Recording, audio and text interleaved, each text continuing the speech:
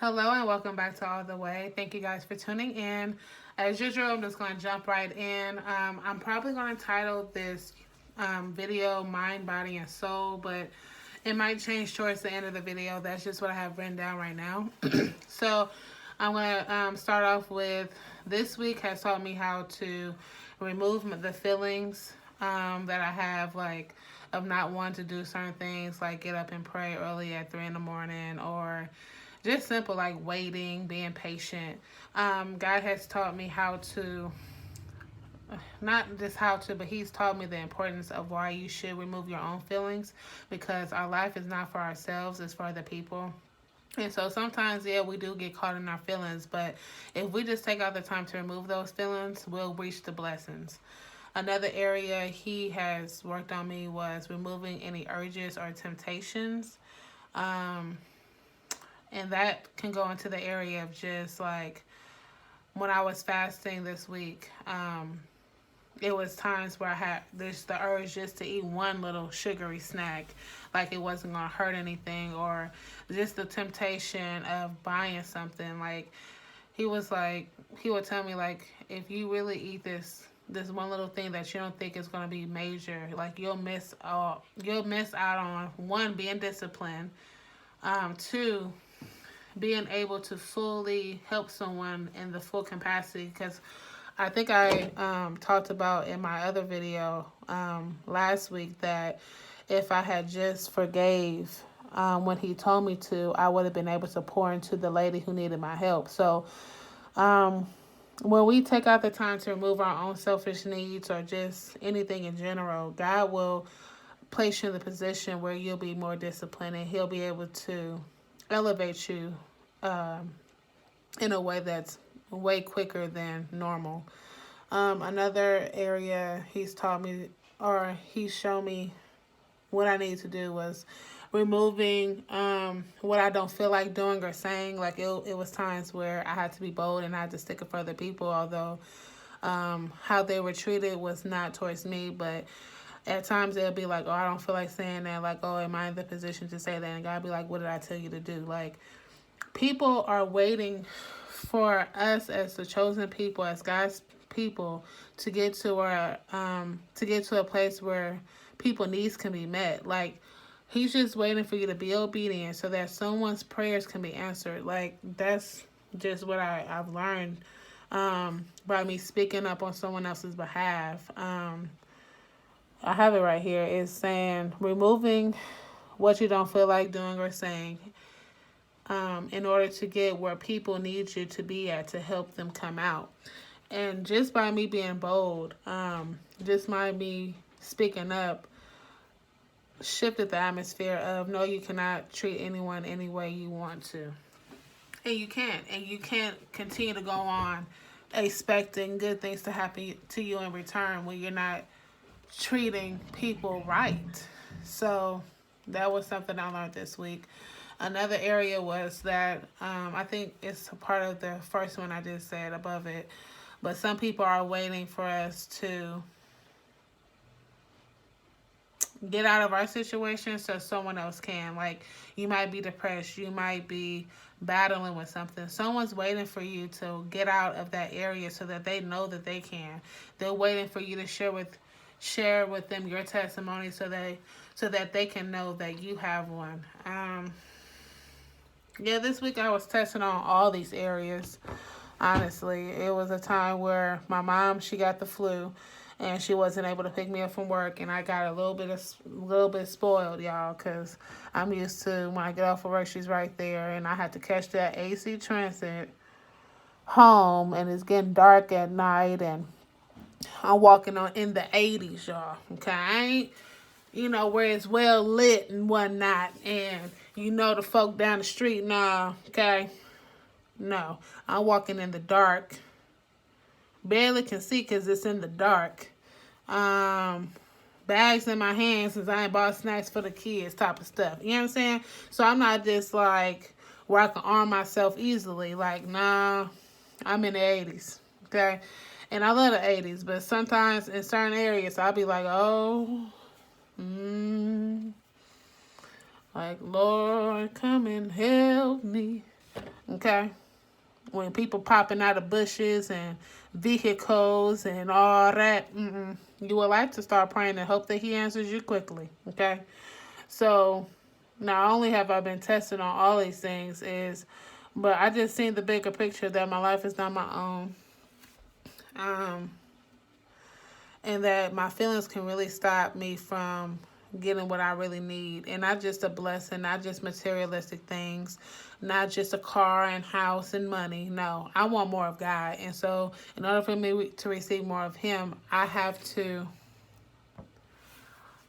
remove what the natural body wants, and that's just to be in my feelings, just to be selfish and not worry about anyone else. Oh, that's their problem, let them handle it. No, it's certain people who really need our help, and we can't help them because we're so caught up in our feelings. We're so stubborn at times, and I can say that I've been stubborn at times. And it's hindered me from doing my full potential of work. So I think that's what this video was just about, just learning how to remove myself out of the way. And I'm trying to see how this even ties into the mind, body, and soul. I think that once we get it in our minds that our feelings is just like a part of time, it's just an emotion, it will pass. But then our mind can see the bigger picture, and then our body will react by actually like doing the act, and then our soul will just catch up. It'll just catch up more with our soul. If you guys are following me, like your mind has to be made up so that your body can react and so that your soul can grow more. And I think I mentioned last week also about the soul man needing more authority over the natural man. So we need to focus on feeding the soul man, and it starts with the natural man. We have to remove the mindset of a natural man so that the body can react differently, and so that the soul can be fed. If you guys are following me, I think that makes sense. I hope that it makes sense. But yeah, I really had to make up in my mind 2 days in a row because my mom was able to pick me up 2 days in a row, and every day I was tested on the same thing because I didn't pass it the first time. And I would tell God, I'd be like, yo, I didn't pass it, because I would nut up. I'd be like, why I have to be out here in the cold and someone's in a vehicle, and yeah, it was just being selfish. And even though I knew that my mom was sick, I didn't know she had the flu until the second day. But I was just like, she could have came out the house and she could have picked me up. But I'm like, okay, my mom did so much. Like, she deserves to be in the bed. She took off because she don't feel well. It was just like, at that moment, I wasn't thinking about her needs and what she needed to do. I was just thinking about how I was going to be catching the bus.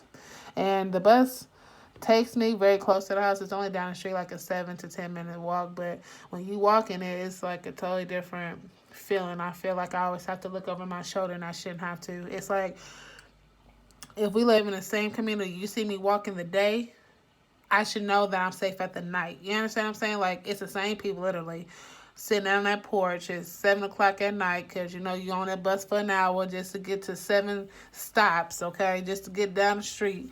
So yeah, it's like the same people still sitting there, but you have a different feeling. And I think that's where the selfishness comes in. I think that's where the feelings come in because I don't feel safe in my environment. So I start putting the blame game. I'm start, just doing things that's just not necessary. So, like I said, we have to work on removing our feelings so that others around us and ourselves can receive the blessing.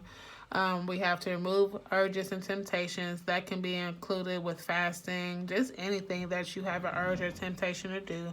In my case, it was fasting. I was tested and I had urges many times, and I fasted many times. But for this fast, it was for something greater, like, because I asked God for more. And so he said, okay, then fast something that you really, really love. And as a woman, there's certain cravings that you have before your cycle or while on your cycle. And so while I am waiting on my cycle to start, I have these cravings for sugar and salt together. So when I would see sugar, I'd be like a little bit upset because that's where that body go, mind body. That's when my body's like, yo, just go get it. You'll be fine. God forgive you. You can go ask for forgiveness. But no, if we know right from wrong, y'all, we have to stop using the word forgiveness as a like safety blanket. No, forgiveness, you don't want to overuse that word. You don't want to take away its value because we know better, we should be doing better. And so yeah, that's what I learned from that too. Cause I was just in my mind like, oh, I just asked God for forgiveness, and He's like, you really gonna go there? Like that's not who you are anymore. You used to do that because you didn't know the sacrifices and consequences behind that behavior, and that behavior is no longer welcome in this chapter. So that's that. And then removing what you don't feel like doing or saying, um and get to where people can receive what they need from you. Like we have something to give to people, and so we have to um get confident and ready to pour at all times.